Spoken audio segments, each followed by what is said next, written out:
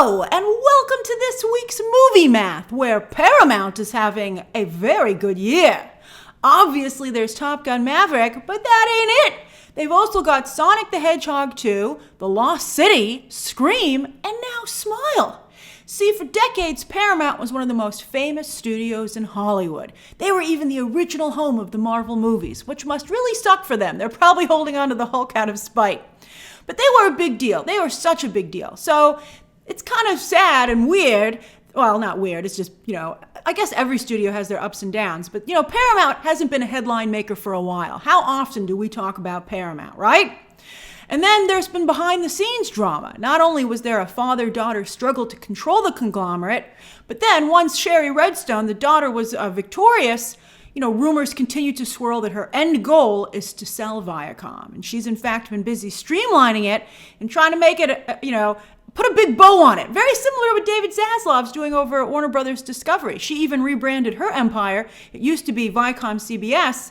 That's not great branding. You're like, what's Viacom? It's Paramount. Paramount just used to be the movie studio, but now it's all Paramount. But Zazzy, of course, has a not-so-secret admirer in Comcast NBC Universal. He already knows pretty much where his company is going to go, and he's just getting ready for the wedding. But Sherry, she doesn't have any callers just yet. I think, there's some very good brands there, but, I think Paramount obviously isn't as sexy a package as Warner Brothers is. But, they're starting to get there. They're getting a little bit of a makeover. Now, who can afford an entertainment conglomerate? They're very pricey, and a very specific need. That's, this is, with no government oversight, this is kind of what happens. There's only so many people, it's funny because there's only so many people who can, get into office because, it's crazy. This is a larger conversation. It's supposed to be America where anything could happen. But as, capitalism kind of runs amok, you start to narrow who can qualify because of the amount of capital they need to operate on a big scale. And that includes with movie studios. All right, so Amazon, Netflix, and Apple are still considered serious shoppers in Tinseltown as they need to scale to compete with Disney. That's right, even Netflix is going to have to scale. For a long time, I think also Netflix's movie division needs a lot of work. They're obviously doing a great job with series and shows, but movies just haven't really worked out for them. They were coming close for a minute there, but Apple is the one that went in there and got the best picture win for a streaming movie, basically. So Netflix, they have a lot of work to do, and acquiring a movie studio and the talent and that infrastructure could maybe really help them in that regard. Netflix is eventually going to become a studio like everybody else, with I think, regular theatrical releases and everything. So anyway, not only is there Disney, which is driving all of this, which we've recently discussed, but when the NBC Universal Warner Brothers deal comes through, it's like on the level of the Disney Fox deal in terms of it's like 99% going to happen, but you never know 100% for sure until it does. But anyway, right now everyone's kind of like, wow, Disney's outpacing all of us. But what are you going to do? Do I really want to spend that much money and buy something else? Once NBC Universal Warner Brothers creates two of those behemoths, that's going to be a wake-up call to everybody else, and you'll probably see a flurry of deals. Now, some of you might be pointing out that Amazon, of course, already purchased MGM, but that's not enough. They got some cool titles with it, like, for instance, all the James Bond movies are now on Prime Video, but they don't do a good enough job advertising that, in my opinion. That's interesting. I think that Amazon, I guess Rings of Power was everywhere, but Amazon has not, I think they still have the image of, where you buy your stuff, right? They're still the Sears catalog. And so I think it's like your TV show or movie is released by Sears. And so I think that there's like a disconnect, a disjoint. And Amazon's going to really have to work to rebrand themselves. But Jeff Bezos is willing to pay to rebrand himself. He has recently, of course, done huge deals for Lord of the Rings and NFL Thursday Night. I think Rings of Power probably wasn't worth that amount of money, but I think the NFL Thursday Night probably was. What do you think? Which of those deals do you think was worth that much? But Amazon is a strong competitor in the streaming space, not only with their superhero content, but shows like Reacher, etc. But they just don't get no respect. They were even a hot movie studio for a while themselves. They were releasing the awards contenders. Remember when that was happening? So they're just still looking to change that. And I think acquiring a big studio that's still up for grabs could really help them. And they certainly are one of the only companies that can afford it and have a use for such a purchase. Paramount is doing a nice job proving that they have some strong movie franchises now as part of their package deal, whereas Sony is looking to sell off their entertainment division, so they're the other big thing up for grabs. But their only real franchise besides Jumanji is Spider-Man, and as some of you recently have been pointing out, that would revert back to Disney Marvel if the entertainment division was sold. So what would you really be buying with Sony, right? Because they're not going to sell you a PlayStation. Sony's going to keep that, so what would you really be purchasing? That's probably one of the reasons that Sony wants to get rid of it. So Paramount, thanks to a great year at the multiplex and some great brands, they have some good brands, although a lot of them are in cable, and of course cable is not looking so healthy right now. But I think overall, Paramount is starting to look a little bit better. So I can see someone probably purchasing that. Their movie space is really shaping up nicely. And they have, big talent deals. John Krasinski, Ryan Reynolds. So they have a lot of stuff coming up potentially too. So that's great. That's real nice. Now, as for their latest movie, Smile, it had the second best hold for an R-rated horror movie ever after Get Out. Although horror is really shining right now, as Disney's own R-rated Barbarian also had very strong holds week to week. It wasn't this strong, but it was noticeable. So that's great. Now, one has to wonder on that note if Universal made the right call to offer Halloween Ends simultaneously on Peacock as well as in theaters, unless it's truly that awful. I've heard not great things. The review embargo lifts the day before release this Thursday. I have not seen it yet, but I've heard it's justified, the release strategy. However, Paramount, that was Universal, now back to Paramount. Paramount is offering a deal on Smile for National Cinema Week. You can get the Tuesday discount ticket price on Monday, tomorrow as well.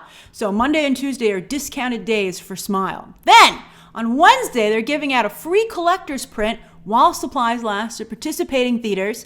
And then on Thursday, also participating theaters, you can get a limited edition NFT when you buy your tickets online. I saw Harley Quinn giving out NFTs the other day too. Is that really driving business? Who here collects NFTs? And no judgment, but I'd be curious to know what you get out of them, because I still am like, couldn't I just screen grab that and have it as well? So I still don't understand how NFTs work. It's like a cryptocurrency, although, that's actually at least a currency to some degree. I just don't understand NFTs. So anyone's thoughts on it would be welcome. Smile is already at 50 million domestic and should be able to come close to Scream's domestic total by the time Black Adam hits theaters in 2 weeks. Not bad for a new IP to match a decades-long franchise. Great for Smile, a little bit nerve-wracking for Scream, quite frankly. Now, speaking of Sony, Lyle Crocodile isn't the breakout family hit that they had hoped. But I gotta tell you, it actually matched Paddington 2's debut back in 2018. So I think that's kind of all the money there is in this type of film. And on that note, look at Paddington 2's numbers. Those are pretty low. They're still making a Paddington 3, but maybe this is partially why it's been taking so long. They're like, we got to be able to squeeze some more money out of this. Paddington's a freaking sensation. Why won't people go see him at the theater?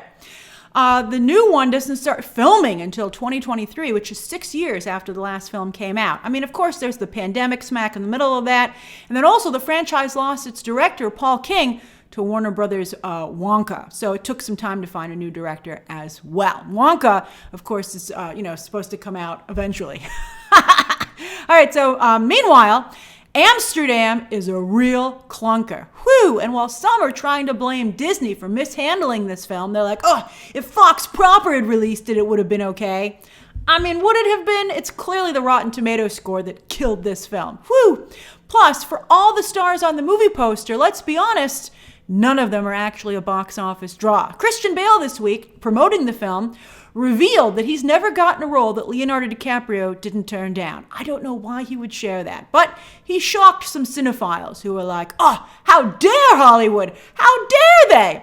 But outside of his major franchise work, Bale never grosses at the box office. He even has lower opening weekends than Ryan Gosling, who's also a problem. So the DiCaprio comment starts to make more sense when you factor that in, as DiCaprio is one of the few actors left who can still put butts in the seats. And I guess if they can't get DiCaprio, they're like, well, at least maybe we can get good reviews, because of course Christian Bale is a celebrated and talented actor. Just nobody wants to pay to see him.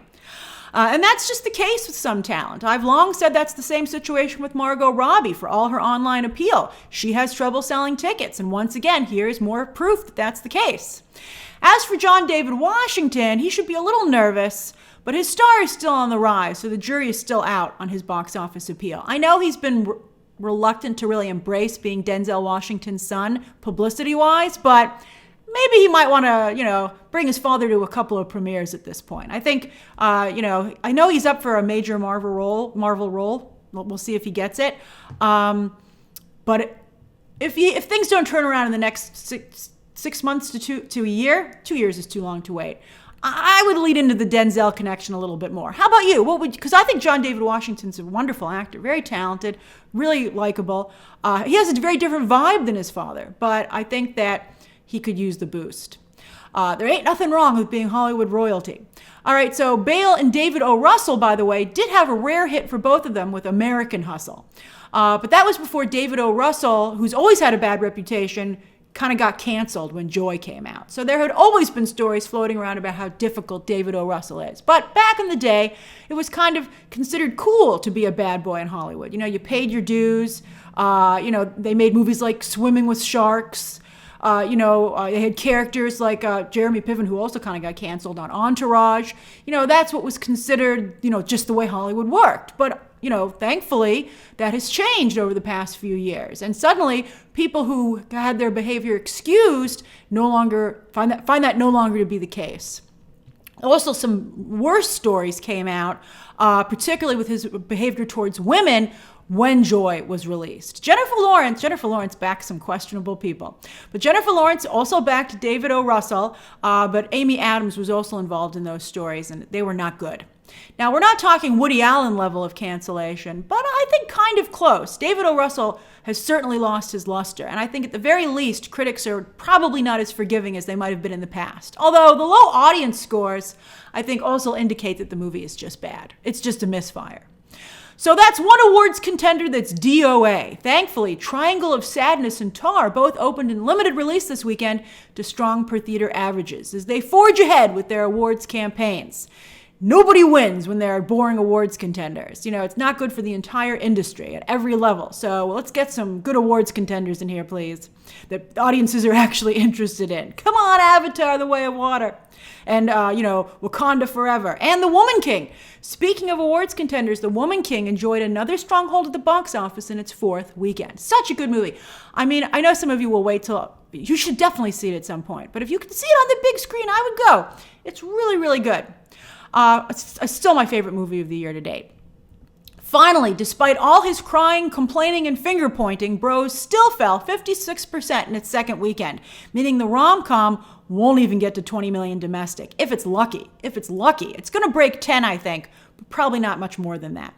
Universal fast-tracks box office bombs to the digital marketplace, not streaming, but wherever movies are sold online, so we'll see if Bros can find an audience there. Some of you said you felt it was a streaming movie from the beginning, so we'll see if it does really well on streaming.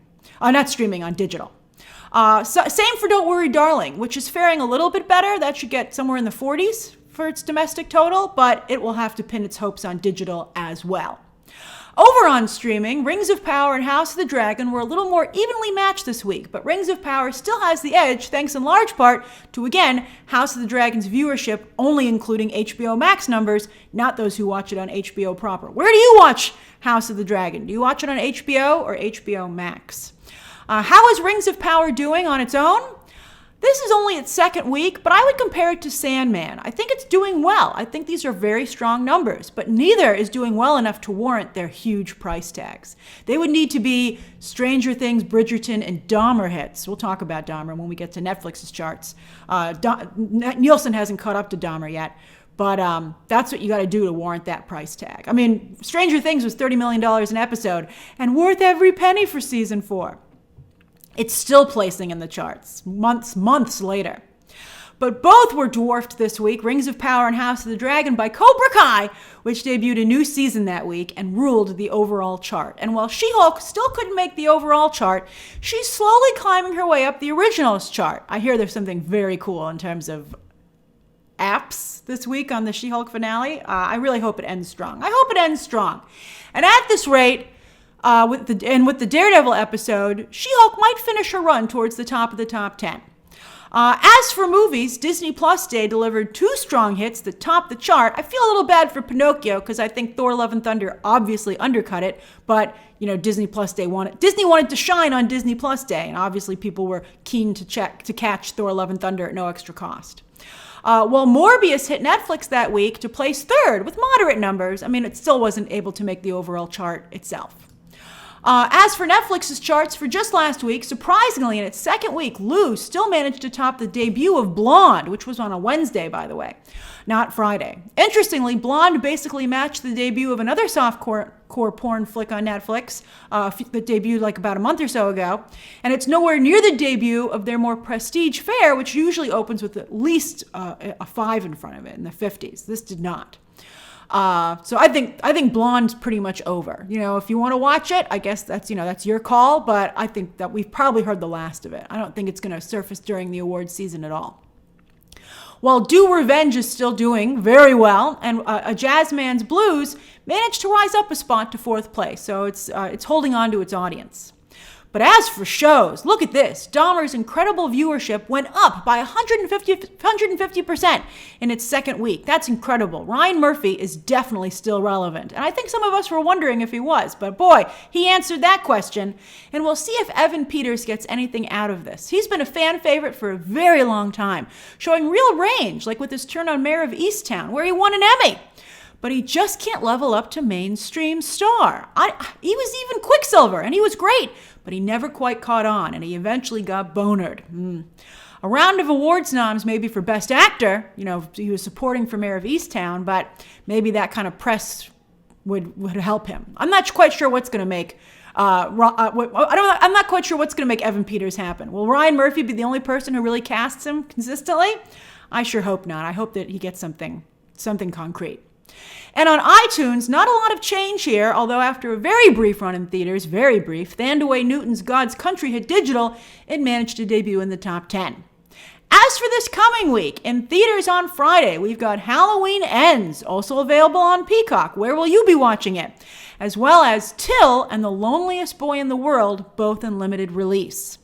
As for streaming movies, Hulu has yet another one with the new take on Shakespeare, Rosaline, and Netflix has Halloween film The Curse of Bridge Hollow with Erica from Stranger Things. Speaking of Stranger Things, that's fantastic. Elsewhere on streaming, it's the season finale of Rings of Power on Friday. So if you've been waiting to binge, it's time to get started. And Ryan Murphy, he's not wasting any time. He's back again already with The Watcher, another horror series based on a true story, this time featuring an all-star cast, a very impressive cast, in fact. So that's this week's Movie Math. What have you been watching? What do you plan to watch? And what do you think of this week's box office and streaming headlines? What do you think of Paramount's future? Share those thoughts down below, subscribe today, and of course, as always, you can check out some more videos right now.